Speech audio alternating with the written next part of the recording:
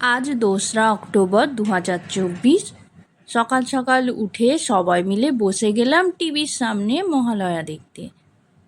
এবছর আমাদের সাথে সনটাও বসে গিয়েছিল মহালয়া দেখতে সকাল সকালই ঘুম থেকে উঠে।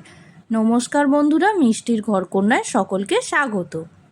মহালয়া দেখা শেষ হতেই দুজনে মিলে টিফিন করে গাড়ি নিয়ে বেরিয়ে পড়লাম আমাদের আজকের গন্তব্য রাজবলহাটের উদ্দেশ্যে। গাড়ি নিয়ে গেলে ডোমজুর বরগাছিয়া রোড হয়ে রাজবলহাট অথবা জগৎবল্লভপুর উদয়নারায়ণপুর রোড ধরেও রাজবল্লভহাট যাওয়া যায়। আমরা গিয়েছিলাম ডোমজুর বরগাছিয়া রোড হয়ে জগৎবল্লভপুর দিয়ে রাজবলহাট। এখানে রয়েছে মা শ্বেতকালীর মন্দির বা রাজবল্লভী মাতার মন্দির। মোটামুটি ওই 1.5 ঘন্টা মতন লেগেছে আমাদের পৌঁছাতে। আমরা পৌঁছে গেছি রাজবল্লভী মাতার মন্দিরে। এর আগেও একবার আমরা এসেছিলাম, তবে সেবারে শুধু পুজো দিয়েছিলাম। আর যাওয়ার সময় এখানের এই রাজবল্লভী মাতা ডালা সেন্টারের ফোন নাম্বার নিয়ে গেছিলাম, তাই এবারে বাড়ি থেকেই ফোন করে জানিয়ে দিয়েছিলাম আমরা আসছি আর আমাদের জন্য ভোগের 2টো টিকিট কেটে রাখতে। তো ওনারাই আমাদের জন্য 2টো কুপন কেটে রেখেছিলেন। গিয়েই আমরা চলে গেলাম আমাদের পুজোর ডালি নিতে। আমরা নিয়েছিলাম 101 টাকার পুজোর ডালি আর তার সাথে 50 টাকা দামের একটি জবা ফুলের মালা।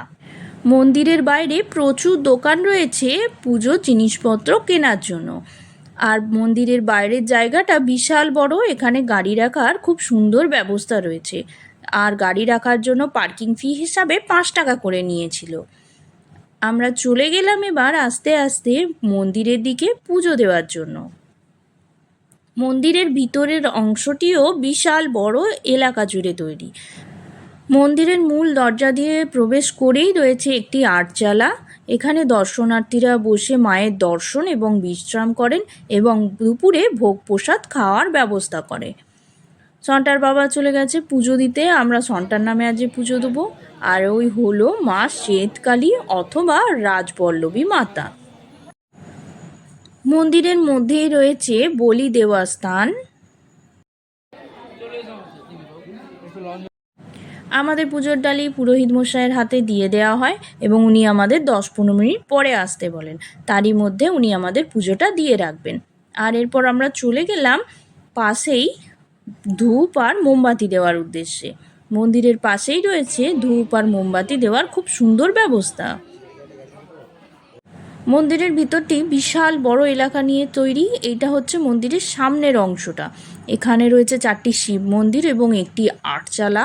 আর মন্দিরের পিছন দিকেও কিন্তু বিশাল বড় একটি জায়গা রয়েছে, সেখানে কিন্তু রয়েছে রান্নাঘর, অফিস ঘর এবং আরও 2খানা আটচালা, যেখানে মানুষকে ভোগ প্রসাদ খাওয়ানোর ব্যবস্থা করা হয়। মন্দিরের অংশের ঠিক বাইরেই রয়েছে বিশাল বড় একটি পুকুর, যেখানে দর্শনার্থীরা অনেকেই এসে স্নান করে, কারণ তারপরে তারা পুজো দেবে। এবং মন্দিরের মধ্যেই এক ধারে রয়েছে মহিলাদের কাপড় ছাড়বার জন্য ঘর। এবারে আমরা দেখাবো মন্দিরের পিছনের অংশটি। মন্দিরের পিছনের অংশে রয়েছে ওই যে দেখা যাচ্ছে রান্নাঘর এবং অফিস রুম, আর সামনেই রয়েছে ছোট্ট করে শীতল পানীয় জলের ব্যবস্থা। মন্দিরের সামনে একটি আটচালা রয়েছে দেখিয়েছিলাম, আর এই হচ্ছে আরেকটি আটচালা। আর এর ঠিক উল্টো দিকে রয়েছে আরও একটি আটচালা। এই জায়গাগুলোতে দুপুরবেলা ভোগ প্রসাদ খাওয়ানোর ব্যবস্থা করা হয়। মন্দিরের ঠিক বাইরেই একটু দূরেই রয়েছে মহিলা এবং পুরুষদের জন্য সুলভ শৌচালয়ের ব্যবস্থা। মন্দিরের বাইরে বহু খাবারের দোকানদাররা দাঁড়িয়ে আছে। এখানে রয়েছে বরফের গোলা, আইসক্রিম, ঝালমুড়ি, ঘুগনি, ফুচকা, চপ, বেগুনি, সিঙ্গারা, কচুরি, চা, আরও টুকটাক কিছু জিনিস। আমরা প্রথমেই নিয়েছিলাম একটা ঘুগনি, এটা পড়েছিল 10 টাকা। আর এখানকার ঘুগনিটা ছিল একদম ঘরোয়া ঘুগনি। তারপরেই নিলাম একটা ঝালমুড়ি মাখা, এটা পড়েছিল 10 টাকা। আর এখানকার খাবারগুলো কিন্তু সব কিছুই ছিল একদম ঘরোয়া, মনে হচ্ছিল যেন নিজের বাড়ির রান্না। যাই হোক, তারপরে মুড়ির সাথে খাওয়ার জন্য নিয়েছিলাম একটা চপ আর একটা বেগুনি, যেগুলো পড়েছিল 5 টাকা 5 টাকা 10 টাকা। মন্দিরের বাইরের অংশে এক পাশেই রয়েছে পানীয় জল এবং হাত ধোয়ার জলের খুব সুন্দর ব্যবস্থা। এরপরে আমরা চলে গেলাম বরফ গোলা খেতে। এই বরফকুচির মধ্যে নুন আর লেবু মাখিয়ে দিয়েছিল। এটা খেতে কিন্তু খুব সুন্দর ছিল। এটা পড়েছিল 10 টাকা করে। মন্দিরের বাইরের অংশটা যেন একটা মেলা মেলা আবহাওয়া। রয়েছে খেলনার দোকান, ব্যাগের দোকান, শাড়ির দোকান এবং আরও হরেক মালের দোকান। এরপরে মন্দিরের ভিতরে যেতে আমাদের নাম ডেকে দিয়ে দিল পুরোহিত মশাই মায়ের পায়ে ছোঁয়ানো ফুল আর পুজোর প্রসাদ। এরপরে আমরা চলে গেলাম মন্দিরের পিছনের অংশের আটচালাগুলোর দিকে ভোগ প্রসাদ খাওয়ার উদ্দেশ্যে।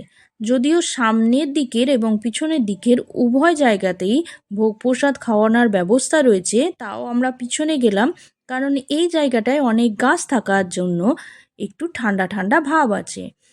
আমরা বসে পড়েছিলাম মেঝেতে, আর এখানে কিন্তু বয়স্ক মানুষদের জন্য বেঞ্চ এর ব্যবস্থা রয়েছে। ভোগ প্রসাদ খাওয়ার জন্য মোটামুটি সকাল 9টার মধ্যে এসে কুপন সংগ্রহ করে নিতে হবে, অথবা এখানকার যে কোনো দোকানদারের নাম্বারে ফোন করে বলে রাখলে তারাই কুপন সংগ্রহ করে রাখবে। কুপনের মূল্য 30 টাকা করে। আমাদের থালা আসতে শুরু করে দিয়েছে, সবার হাতে হাতে এখানে থালা দেওয়া হচ্ছে। নুনের একটা বড় ডিব্বা ধরিয়ে দেওয়া হয়েছে, আর সবাই সেখান থেকে একটু একটু করে নুন নিজেদের থালায় নিয়ে নিচ্ছে। কুপনের মূল্য পড়েছে 30 টাকা করে, টোটাল 60 টাকা। আর এই হলো আমাদের কুপন। আর এখানে যে তারিখটা দেওয়া আছে সেটা 15/6 দেওয়া আছে। দেখলাম আজকে সবার কুপনেই এই তারিখটি দেওয়া রয়েছে, কেন জানি না, কিন্তু আজকে যদিও 2রা অক্টোবর। কিছুক্ষণ পরে এসে আমাদের সবার কাছ থেকে একজন কুপন সংগ্রহ করে নিল।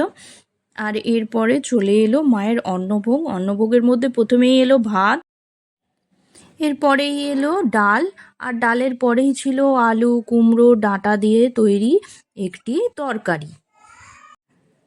এখানে মায়ের ভোগ প্রসাদের সমস্ত কিছু পদ সেদ্ধ খাবার, কোনো রকম ভাজা হয় না। যাদের কুপন কাটা থাকে ভোগ প্রসাদে তারা প্রথমে বসে খেয়ে নেয়, এবং তারপরে যাদের কাছে কুপন থাকে না তাদেরকে ভোগ প্রসাদ খাওয়ানোর ব্যবস্থা করা হয়। কাউকেই এখান থেকে ফেরানো হয় না। একদম শেষ পাতে এসেছিল পায়েস। পায়েস বাদ দিয়ে বাকি ভাত ডাল এবং তরকারি যে যতটা পরিমাণে খেতে পারবে, যতবার চেয়েছে ততবারই দেয়া হয়েছে। ভোগ প্রসাদ বেলা 1:30 থেকে খাওয়ানো শুরু হয়ে যায়।